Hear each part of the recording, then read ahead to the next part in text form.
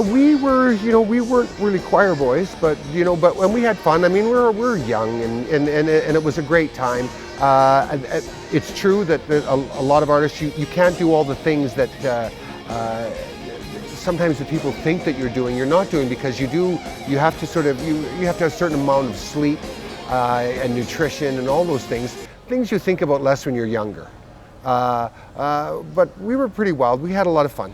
A lot of the stories that people talk about, they were true. They're true. But like I say, I always found a balance for myself, because I come from a family that was very health conscious, and so I was always, I find that it's more enjoyable for me to play shows when I'm feeling fit and feeling good. And the road takes it out of you. Even if you don't party, the traveling is very, very difficult.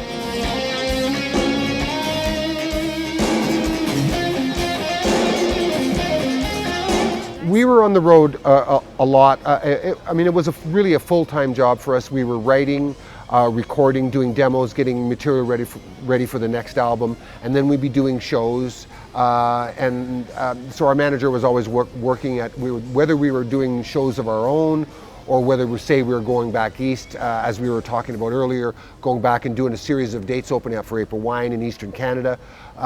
It was pretty much a full-time thing for us, the playing, and you had to be out there and you had to have exposure, because like as you were talking about, there was no internet, and now people have so much information available on their little handheld device, they can find out everything, and back then you had to come out to see the band to know anything about it.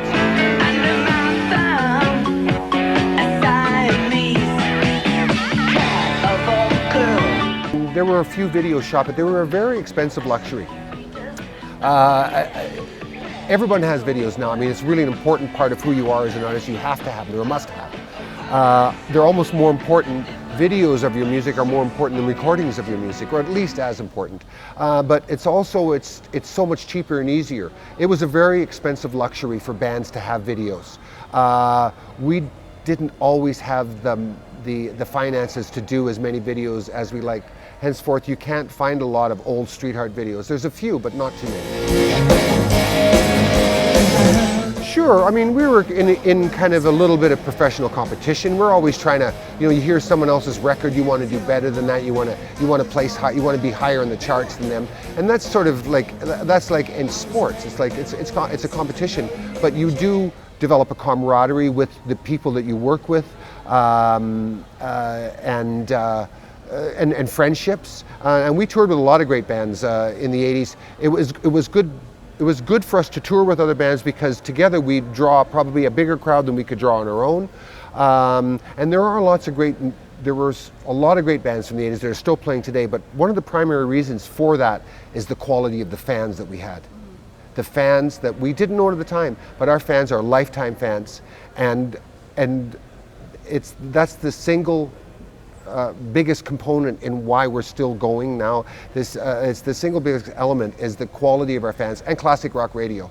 I mean, we're very fortunate. We had no idea, and here we are. And it's thanks to our fans. Our fans, they love us, but they love us from 30 years ago.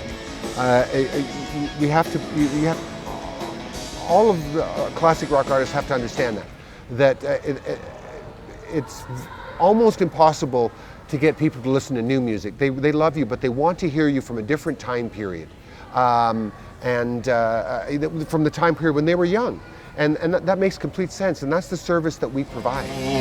Girl, I really need you.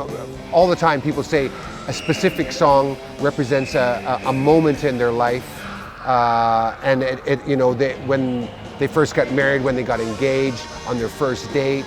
I mean, it gets to the point going, we think we might have conceived a couple of our kids to your music.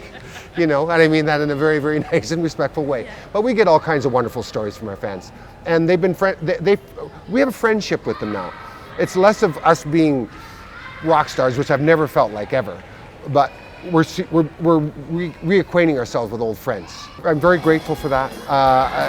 That your body of work has kind of touched people that way.